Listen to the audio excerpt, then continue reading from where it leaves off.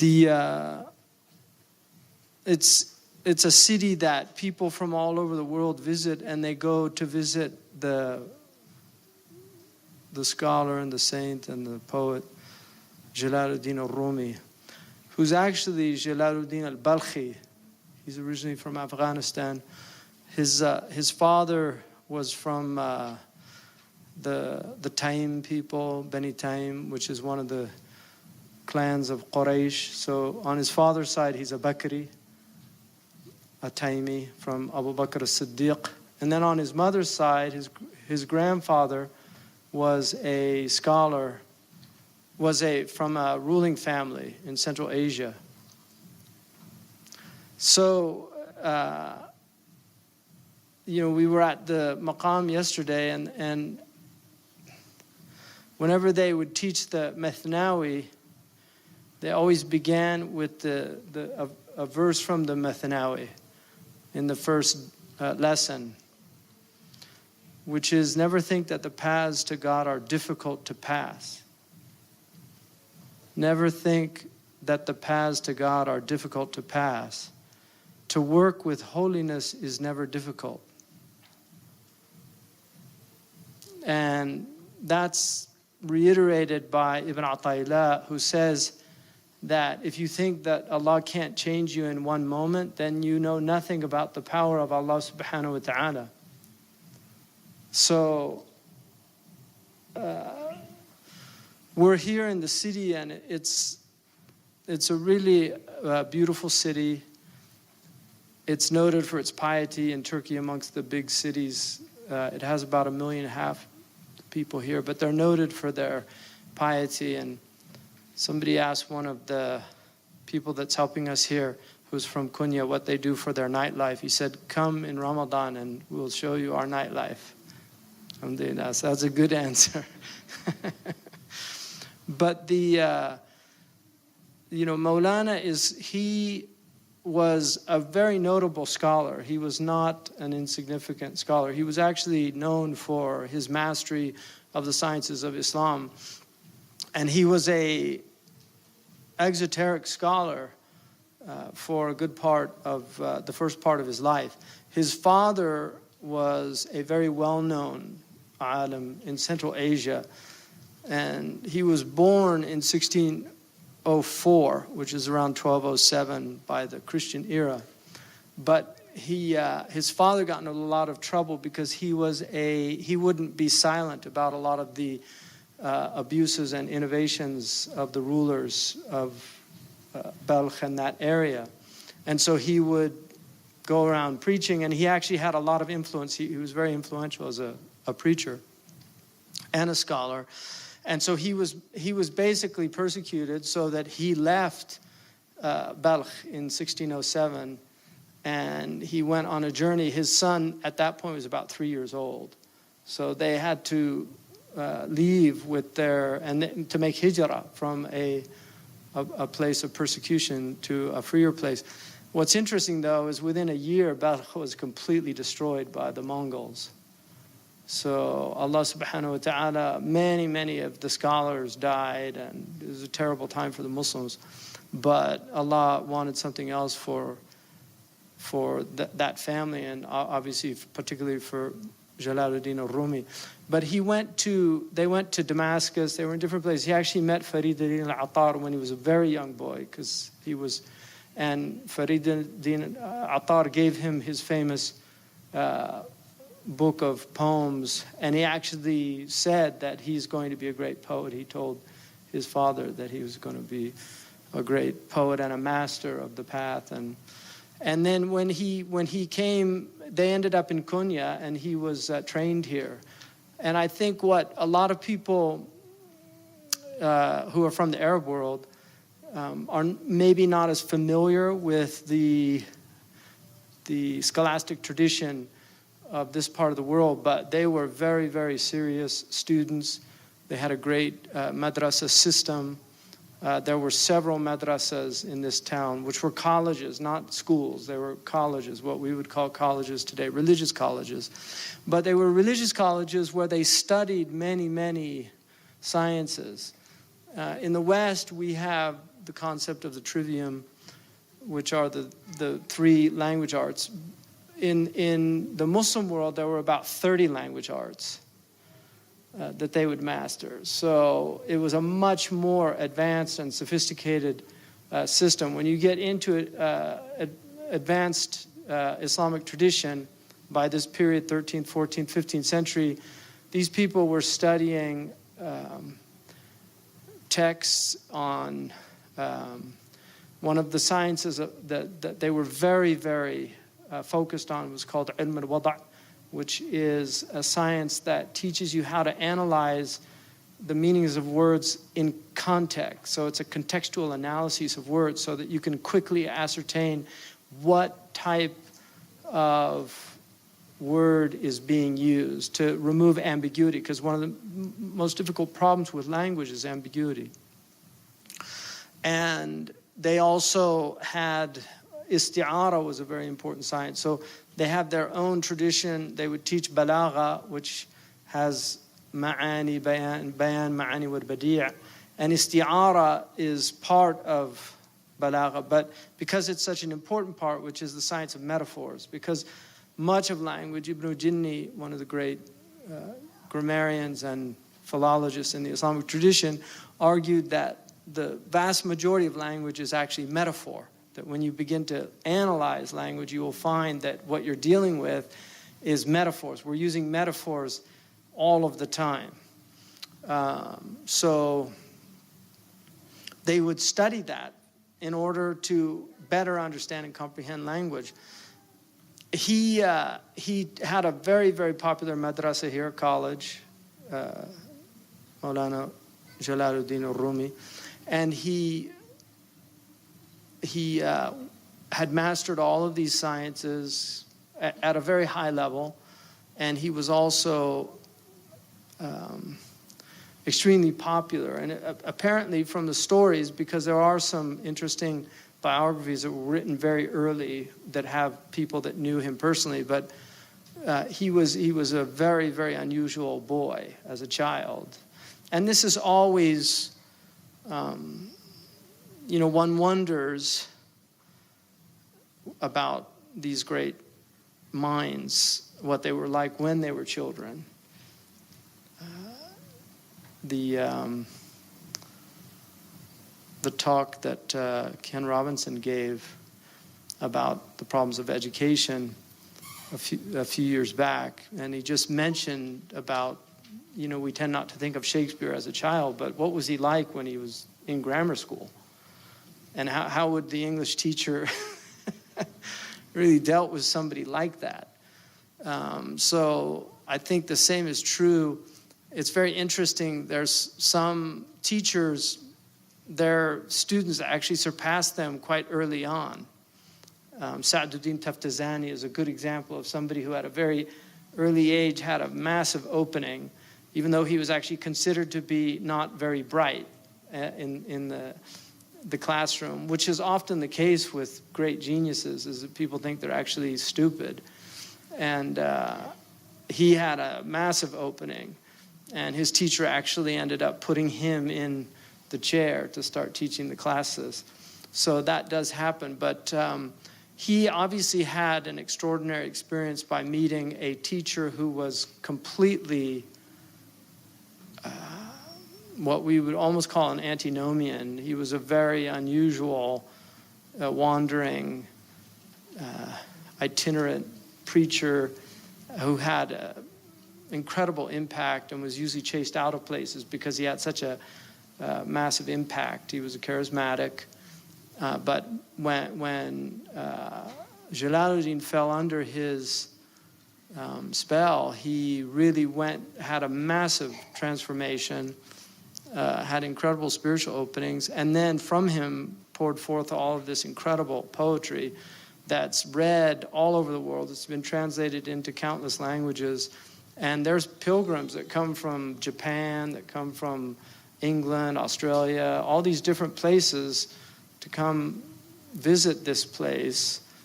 And I think you'll see we're going to go, inshallah, and visit the madrasa where it is. The cells are there. Their khalwa was 1,001 nights. They would do a khalwa. They had to do khidmah before they were actually allowed to study. So they had to go through a period of spiritual transformation. One of the stipulations was that they couldn't speak ill of anybody, or if they were treated badly, they could never retaliate. They would just have to accept everything that was done to them. And they had a very rigorous discipline. I think people forget how serious this early community was about their religion. And we tend to, as modern people, it's very difficult for us to imagine the intensity of practice and the intensity of dedication and devotion that these early peoples had in their religion. One of the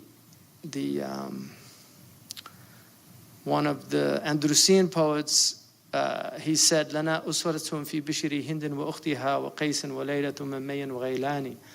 We have a good example in Bishru Hindin and in his sister, and Qais and Layla and Majnun, and in May and Ghaylan. These are famous love stories of the early Arabs. And what he was saying is that the reason God puts the Romeo and Juliets in the world is as a proof against anyone that claims to love God. That the intensity of erotic love, the intensity of love between two human beings can be so great that people actually go mad, and they'll do anything for the beloved. And so those people are there in the world as a proof, according to that poet, against people who claim to love God. Like if you say you love Allah, قُلْ إِن كُنْتُمْ تُحِبُّونَ اللَّهَ فَاتَّبِعُونِي. Say, if you love Allah, if you have a claim for something, الْبَيِّنَةُ عَلَى الْمُدَّعِي. The proof is on the one making the claim. So if you claim to love Allah, the proof is in following the Prophet ﷺ. That's the proof. So that's the proof of your love. And the Sahaba had complete tamahi. They were completely annihilated in the love of the Prophet ﷺ, to such a degree that Bilal radiallahu anhu, after many years of being in Syria, came back to visit Medina. And some of the Madanis convinced him to give the adhan. It was very difficult for him, but he decided to. And when he gave the adhan, people heard the adhan for the first time from Bilal since the time of the Prophet, and they came out of their homes just weeping. They were just crying. That's how present the Prophet ﷺ was in their lives. Imam Malik, they said if the Prophet's name was mentioned, his face used to change. The color in his face would change. They had ishq, real love. And so he went through that intense period. And what he talks about is love. And mahabba, which is, I think you'll study with Sidi Hamza in the text on Ibn Ashir. He talks about وَيَتَحَلَّ بِمَقَامَةِ الْيَقِينِ. And the last one is mahabba, the stations that you adorn yourself with, because traditionally in that path you have what's called takhliya, and then you have tahliya, and then you have tajliya. And the takhliya is the emptying out. It's what in the Christian tradition they called it kenosis, where you empty out the self, because the self is full of itself. You talk about people, you say he's full of himself. That's exactly what it means. He's full of himself. One of the things about darija, amiya, a lot of people don't think what these terms mean, in darija. But one of the things the Egyptians, they say, and they don't know what it means, but I'm convinced it's from their own spiritual tradition. If an Egyptian wants you to say, watch out, he says, khalli balik min nafsik. Isn't that how they say watch out? Khalli balik min nafsik. But if you actually look at what it means in Arabic, it means empty your mind of your ego. Khalli balik min nafsika. Do the takhliya of yourself. That's how you watch out. Because the only thing that gets you in trouble is your nafs. That's the only thing. It's the only thing that gets you in trouble is your nafs. And so the Muslims were very serious about doing work on themselves. Now they're serious about doing work on everybody but themselves. They don't want to do any work on themselves because there's nothing wrong with them. It's America. That's what's wrong. It's Israel. That's what's wrong. It's Bashar. If we could just get rid of that guy, everything would be perfect. It's everything but where it all starts. That's why, and if you look at our condition, that's the whole basis of it. The Prophet ﷺ, he began by emptying them out. He made them vessels for the truth.